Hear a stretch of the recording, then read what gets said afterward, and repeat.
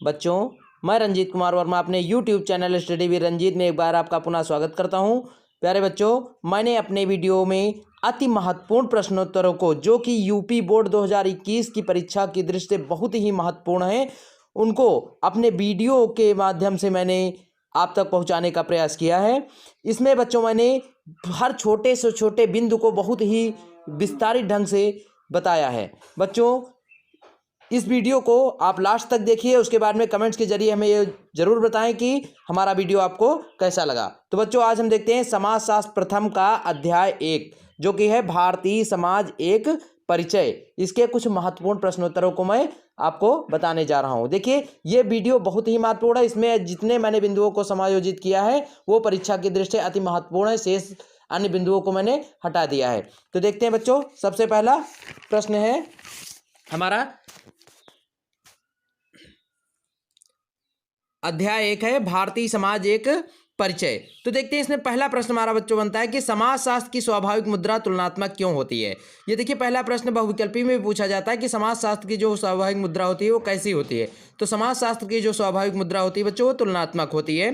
तो इसमें प्रश्न में पूछा गया है, जो कि लघुत्तरीय है, कि समाजशास्त्र की स्वाभाविक मुद्रा तुलनात्मक क्यों होती है। तो समाजशास्त्र की स्वाभाविक मुद्रा तुलनात्मक होती है क्योंकि समाजशास्त्र हमें पूर्वाग्रह से मुक्त करने का दावा तो नहीं करता, परंतु समाज हमें पूर्वाग्रहों को पहचानने की क्षमता विकसित करने का वादा अवश्य करता है। यानी समाजशास्त्र की जो स्वाभाविक मुद्रा होती है वो तुलनात्मक होती है, कि व्यक्ति स्वभाव से ही समाज में रहकर एक दूसरे से तुलना करके ही अपना जीवन यापन करता है। इसलिए वे समाजशास्त्र की जो स्वाभाविक व्यक्ति की स्वाभाविक मुद्रा होती है वो तुलनात्मक होती है। बच्चों, बहुत ढंग से समझने का प्रयास करिएगा, क्योंकि समाजशास्त्र हमें पूर्वाग्रह से मुक्त करने का दावा तो नहीं करता। यानी समाजशास्त्र जो हमारी पूर्व की स्थिति जो है उससे मुक्त करने का दावा तो नहीं करता कि हमारी पूर्व की स्थिति कैसी थी तो उससे कैसे मुक्त हुआ जा सकता है, इसका दावा तो नहीं करता है। लेकिन हमें पूर्वाग्रहों को पहचानने की, यानी हमारी पूर्वाग्रह किस कारण से हमारी पूर्व स्थिति थी उसको पहचानने की क्षमता अवश्य विकसित करता है। इसलिए कह सकते हैं कि समाजशास्त्र जो होती है वो स्वाभाविक मुद्रा समाजशास्त्र की बच्चों तुलनात्मक होती है। समझ गए। अब दूसरा प्रश्न हमारा है बच्चों, देखिए आत्मवाचक क्या है। इसको आत्मवाचक या स्ववाचक भी कह सकते हैं।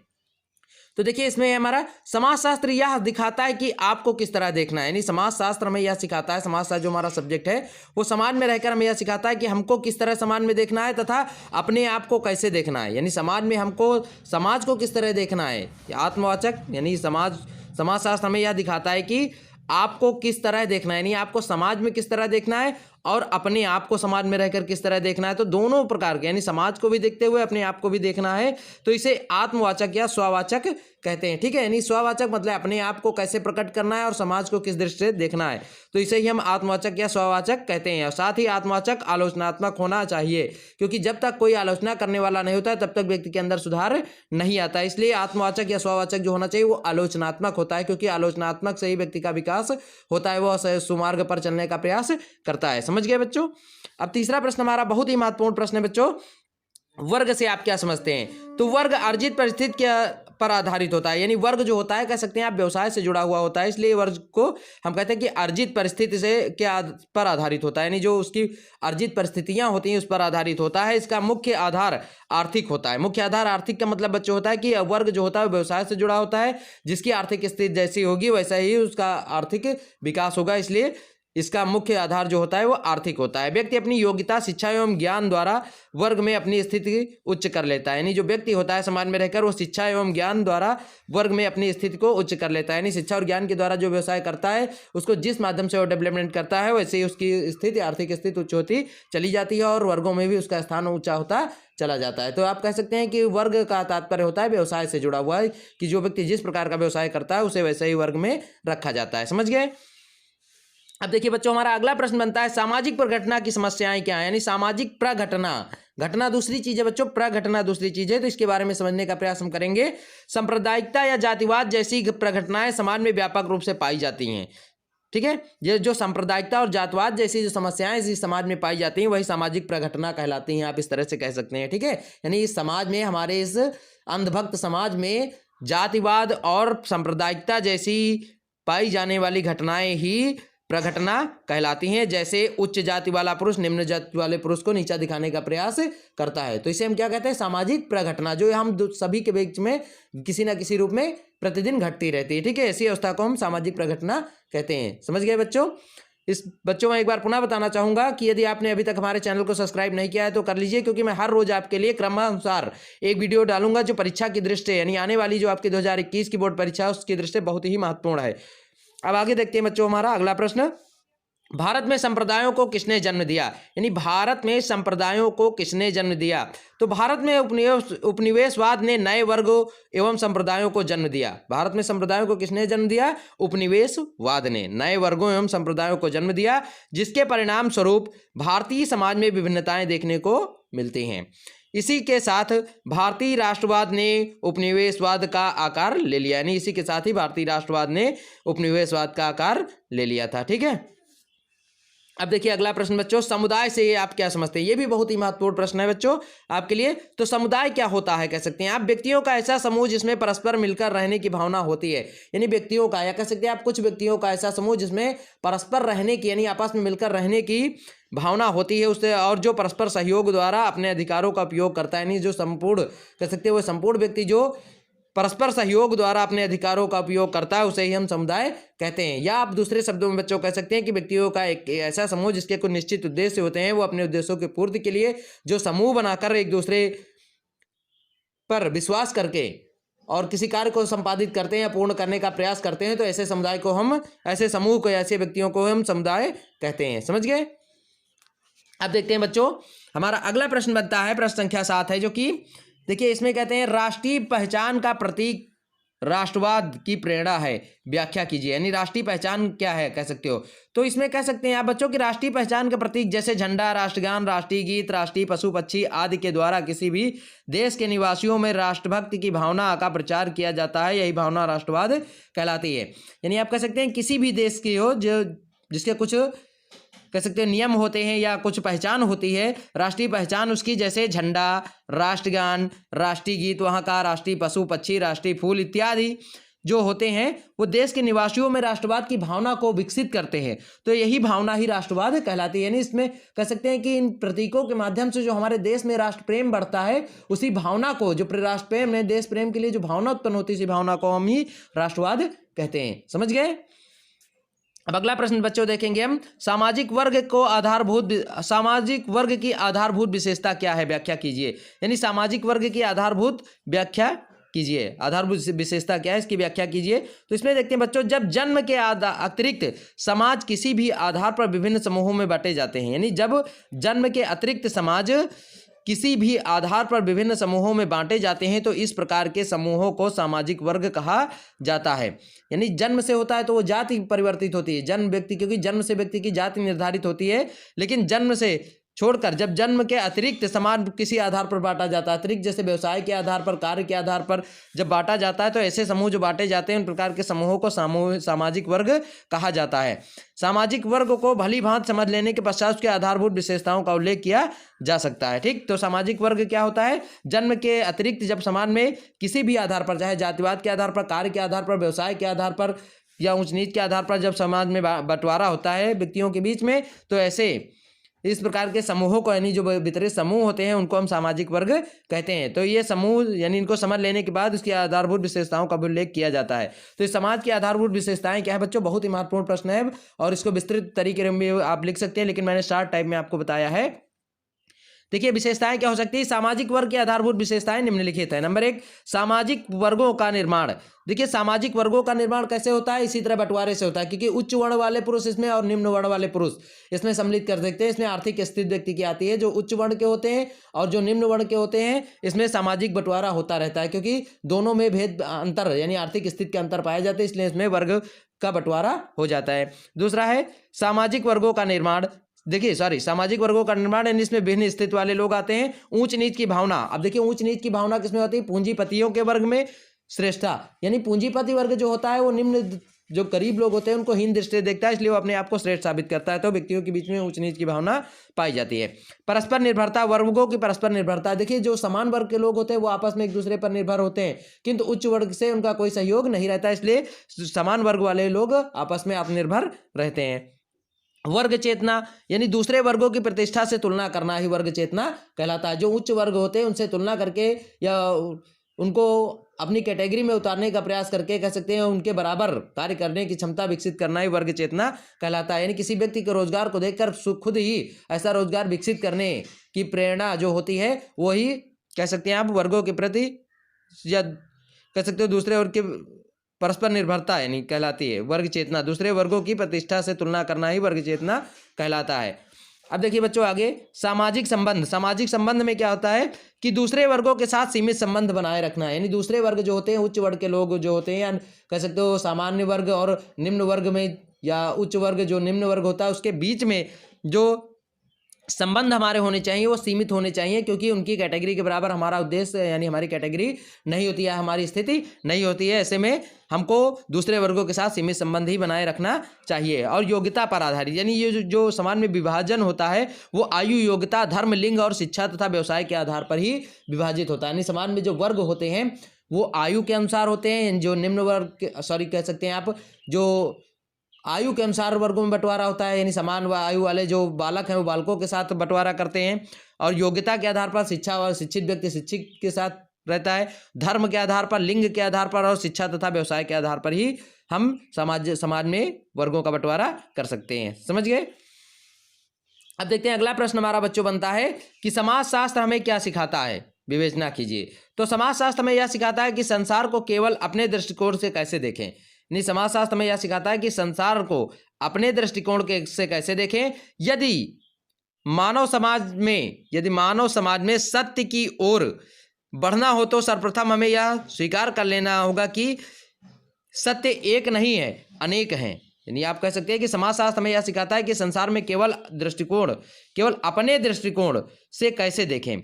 यदि मानव समाज में सत्य की ओर बढ़ना है तो सर्वप्रथम हमें यह स्वीकार करना होगा कि सत्य एक नहीं है, अनेक हैं और प्रत्येक सत्य अपने में अपूर्ण है। यानी जो इस संसार में सत्यता हमको दिखती है वर्गों के बीच में या समाज के बीच में, व्यवसाय के बीच में या लोगों के बीच में, तो हमें यह समझ लेना चाहिए कि सत्य एक नहीं है, अनेक है। लेकिन जो दिखता है यह प्रत्यक्ष सत्य नहीं है और प्रत्येक सत्य अपने में अपूर्ण होता है, क्योंकि कोई भी सत्य पूर्ण नहीं होता है। तो अर्थात एक ही विषय के कई दृष्टिकोण हो सकते हैं। यानी एक ही वर्ग के बीच में जो विभिन्नताएं पाई जाती हैं उसके कई दृष्टिकोण हो सकते हैं, क्योंकि समाजशास्त्र की स्वाभाविक मुद्रा जो होती है वो तुलनात्मक होती है। व्यक्ति आपको सामान्य दिखने का प्रयास तो करता है, दिखाने का प्रयास इस समाज में तो करता है, लेकिन वो सामान्य होता नहीं। इसलिए समाजशास्त्र की मुद्रा जो होती है व्यक्तियों के बीच में वो तुलनात्मक होती है। इसलिए यही कारण है कि व्यक्ति जो दिखता है वो है नहीं और जो है वो दिखता नहीं है। तो बच्चों इसके आगे हम बताएंगे आपको। देखिए समाजशास्त्र तथा अन्य विषयों के बीच में संबंध। तो समाजशास्त्र तथा अन्य विषयों के बीच में संबंध निम्नलिखित है। जैसे समाजशास्त्र की घटनाओं, परिस्थितियों और उसके स्वरूप के बारे में जानकारी प्राप्त करना समाजशास्त्र कहलाता है। ठीक है। समाजशास्त्र की परिभाषा के आधार पर आप कह सकते हैं कि समाजशास्त्र की घटनाओं, परिस्थितियों व उसके स्वरूप के बारे में जानकारी प्राप्त करना समाजशास्त्र कहलाता है। समाजशास्त्र समाज के व्यवस्थित अध्ययन पर आधारित होता है। तो अब देखते हैं बच्चों आगे कि समाजशास्त्र तथा अन्य विषयों के बीच में क्या संबंध होने चाहिए और क्या संबंध हैं। तो समाजशास्त्र तथा अन्य विषय, तो देखिए इसमें बहुत ही मार्मिक अध्ययन जो इस आपकी पुस्तक में दिए गए हैं उससे हटकर हम कुछ बताने का प्रयास करेंगे। जो समाजशास्त्र होता है, समाजशास्त्र वो समाज का अध्ययन करता है, समाज में रहने वाले व्यक्तियों का अध्ययन करता है। ठीक है, सामाजिक। और उसके बाद में जो अन्य विषय होते हैं वो अपने अपने चैप्टर के आधार पर उसका कह सकते हैं अपने अपने चैप्टर के आधार पर उसका अध्ययन करवाते हैं। और समाजशास्त्र जो होता है समाज में रहने वाले व्यक्तियों के बीच का अध्ययन करता है, उनकी कार्य प्रणालियों का अध्ययन करता है। लेकिन जो अन्य विषय होते हैं वो कार्य प्रणालियों को छोड़कर, यानी समाज के व्यक्तियों के कार्य प्रणालियों का नहीं बल्कि आर्थिक जो कार्य प्रणालियां होती हैं अन्य विषय उसको अपने उद्देश्य के अनुसार उसकी पूर्ति करते हैं। समाजशास्त्र का जो क्षेत्र होता है वो बहुत ही विस्तृत होता है, लेकिन अन्य विषयों का जो क्षेत्र होता है वो सीमित होता है। समाजशास्त्र का जो ज्ञान होता है वो हमेशा अपूर्ण रहता है आप कह सकते हैं, लेकिन अन्य विषयों का जो ज्ञान होता है वो पूर्ण हो सकता है, यानी उसके विषय में अपवाद स्वरूप हो सकता है। क्योंकि समाजशास्त्र एक व्यापक प्रक्रिया या निरंतर चलने वाली प्रक्रिया होती है, लेकिन अन्य जो विषय होती हैं उनकी प्रक्रिया एक सीमित प्रक्रिया होती है। ठीक है, तो इस तरह से आप अंतर यानी कह सकते हैं समाजशास्त्र और अन्य विषय हैं जो उनमें अंतर आप स्पष्ट कर सकते हैं। लेकिन इसमें मैंने आपकी पुस्तकों वाले अंतर लिखे हैं। आप देख सकते हैं कि समाजशास्त्र का विकास शून्य से प्रारंभ नहीं होता, यानी समाज शास्त्र का जो विकास होता है वो शून्य से प्रारंभ नहीं होता। क्यों बच्चों? क्योंकि व्यक्ति जब समाज में जन्म लेता है तो समाज के कुछ महत्वपूर्ण अंगों को जरूर वो सीख लेता है, समाज में रहकर बहुत कुछ समाज से सीखता रहता है। तो इसका विकास जो होता है वो शून्य से प्रारंभ नहीं होता, बल्कि अन्य विषय की जो जानकारी होती है, अन्य विषयों का जो ज्ञान होता है वो शून्य से प्रारंभ होता है। यानी आप जैसे आपको हिंदी का व्याकरण सीखना है तो आप सबसे पहले यानी हिंदी जब पढ़ना सीखना है तो आप व्याकरण के माध्यम से चलेंगे। इस प्रकार उसका विकास जो अन्य विषयों का विकास होता है वो शून्य से प्रारंभ होता है। व्यक्ति के जीवन का समाज एक अभिन्न अंग होता है, यानी व्यक्ति के जीवन का समाज में एक अभिन्न अंग होता है। समाज व्यक्ति के जीवन का एक अभिन्न अंग होता है, लेकिन अन्य विषयों के संबंध में छात्रों को पूर्व ज्ञान की अपेक्षा नहीं रहती। यानी जो अन्य विषय होते हैं वो उनका व्यक्ति के जीवन में कोई विशेष योगदान नहीं रहता, क्योंकि उनके बारे में उनको पूर्व ज्ञान नहीं होता है उन विषयों का। आगे देखिए, समाज में रहकर व्यक्ति समाज की समस्त अंतःक्रिया व्यवहार आदि सीखता है। यानी समाज में रहकर व्यक्ति समाज में होने वाली सभी अंतःक्रिया व्यवहार, क्रियाकलाप, रीति रिवाज, प्रथाएं, परंपराएं कह सकते हैं, सब कुछ सीखता है। लेकिन अन्य विषयों के अध्ययन में बच्चों को विद्यालय या संस्थानों की जाने की आवश्यकता होती है। यानी जो अन्य विषय होते हैं उनके ज्ञान के लिए बच्चों को विद्यालय या संस्थाओं में जाने की आवश्यकता पड़ती है, किंतु समाज के क्रियाकलापों को सीखने के लिए उसे किसी संस्था में जाने की आवश्यकता नहीं होती है। समाज के पूर्ण अध्ययन में लाभ और हानि दोनों होते हैं, यानी समाज के पूर्ण अध्ययन में लाभ और हानि दोनों होते हैं, लेकिन अन्य विषयों के अध्ययन में हानि या लाभ का प्रश्न नहीं उठता है। तो समझ गए बच्चों, इस प्रकार आप अंतर स्पष्ट कर सकते हैं समाजशास्त्र तथा अन्य विषयों के अंतर में। अब बच्चों हम आपको इस पाठ से जुड़े हुए बहुत ही महत्वपूर्ण बिंदु जिनको आप बहुविकल्पी के तौर पर प्रयोग करते हैं कह सकते हैं, उनके बारे में हम आपको बताएंगे, जो छोटे छोटे पॉइंटों में मैंने लिखे हैं। तो देखते हैं, सबसे पहले याद करने वाले अन्य महत्वपूर्ण बिंदु। तो इसमें देखते हैं बच्चों, सबसे पहला है समाजशास्त्र के प्रारंभिक चरण में किसकी प्रक्रिया सम्मिलित होती है? भूलने की प्रक्रिया। तो समाजशास्त्र का जो प्रारंभिक चरण होता है, यानी प्रथम चरण होता है, उसमें व्यक्ति की भूलने की प्रक्रिया सम्मिलित होती है। तो ये प्रश्न बनता है कि समाजशास्त्र में समाजशास्त्र के प्रारंभिक चरण में किसकी प्रक्रिया सम्मिलित होती है? तो भूलने की प्रक्रिया। ठीक है, समाजशास्त्र कैसा होता है? समाजशास्त्र का क्षेत्र कैसा है? मूर्त और अमूर्त दोनों हो सकता है। समझ गए? बहुत ही, यानी जब प्रश्न पूछ लिया जाए कि समाजशास्त्र बहुविकल्पी में कैसी प्रक्रिया है, मूर्त है, अमूर्त है या दोनों है, तो समाजशास्त्र मूर्त और अमूर्त दोनों होती है। ठीक है, समाजशास्त्र की स्वाभाविक मुद्रा कैसी होती है? अभी मैंने आपको आगे बताया कि समाजशास्त्र की जो स्वाभाविक मुद्रा होती है बच्चों वो तुलनात्मक होती है। समुदाय की सदस्यता कैसी होती है? समुदाय की सदस्यता जो होती है वो ऐच्छिक होती है, व्यक्ति अपनी इच्छा से ही किसी समुदाय का सदस्य बन सकता है। ठीक है, उसके लिए उसे विवश नहीं किया जा सकता। फिर 18 वर्ष की आयु में व्यक्ति समुदाय का सदस्य हो सकता है, यानी व्यक्ति समुदाय का सदस्य किस उम्र में हो सकता है? 18 वर्ष की उम्र ग्रहण, यानी जब पूर्ण बालिग हो जाता है तब वो किसी समुदाय का सदस्य हो सकता है। उसके बाद में बुजुर्ग एवं युवा पीढ़ियों के अंतराल को सामाजिक प्रघटना कहते हैं, यानी जो बुजुर्ग व्यक्ति होते हैं और जो युवा पीढ़ी होती है उसके बीच का जो समय अंतराल होता है वही सामाजिक प्रघटना कहलाता है। भारत को पहली बार किसने एकीकृत किया था? तो भारत को पहली बार औपनिवेशिक सरकार ने एकीकृत करने का प्रयास किया था, यानी औपनिवेशिक जो सरकार थी उसने ही भारत को पहली बार संजोया था एक सूत्र में, या कह सकते हो एकता के सूत्र में बांधा था। संप्रदायवाद राष्ट्रीय एकता के मार्ग में बाधक है, यानी राष्ट्रीय एकता के मार्ग में कौन बाधक है? तो कह सकते हैं संप्रदायवाद।